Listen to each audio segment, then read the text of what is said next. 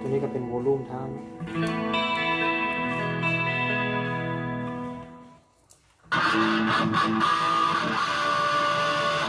ตัวนี้ก็เป็นวาล์วนะเสียงแตกวาล์ว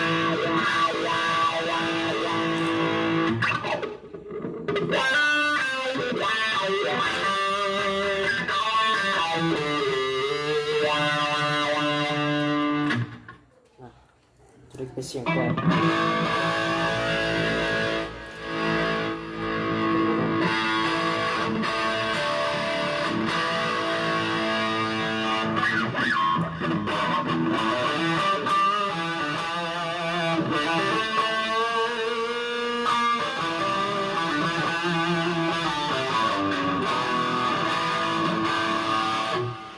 แล้วตัวนี้ก็ตั้งซ้าย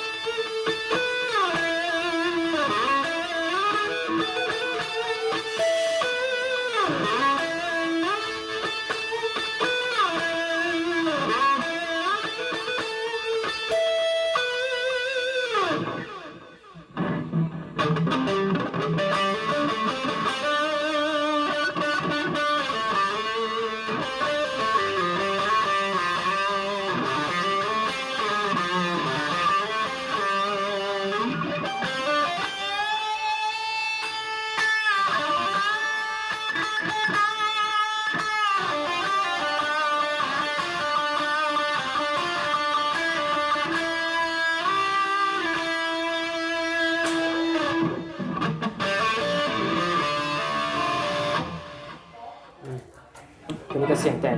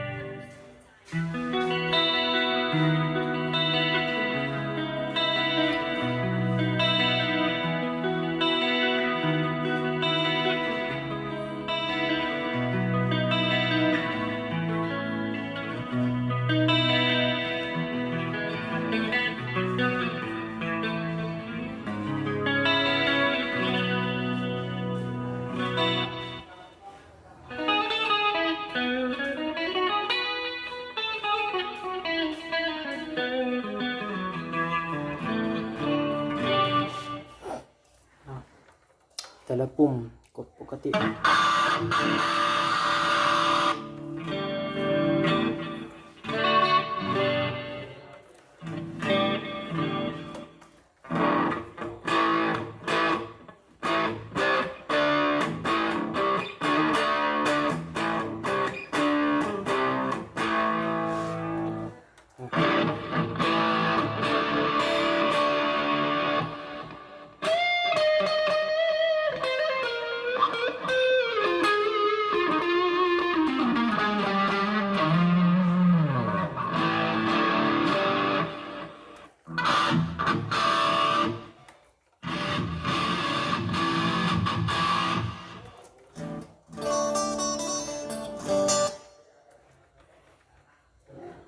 ย้ายเสียงนี้ไปไว้เป็นเสียงที่8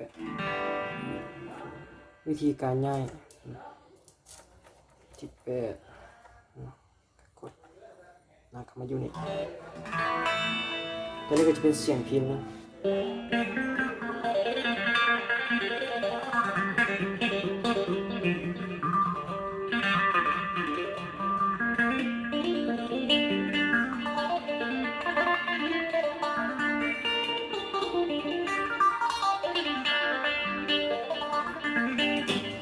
วิธีการตั้งค่าเนาะกด2อันนี้พร้อมกันปิดเปิดเอียงก็สามารถกดได้ปกติกด2ทีกดบัตรทำอิฐมันจะกระพริบเนาะกดบัตรที่2มันจะปิดกดบัตรที่1นะ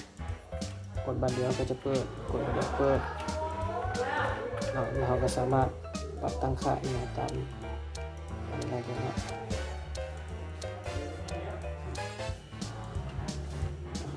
ปกตินะสามารถตั้งค่าได้คันเฮาบ่อยากตั้งค่าเฮาได้แล้วเราก็กด exit ออก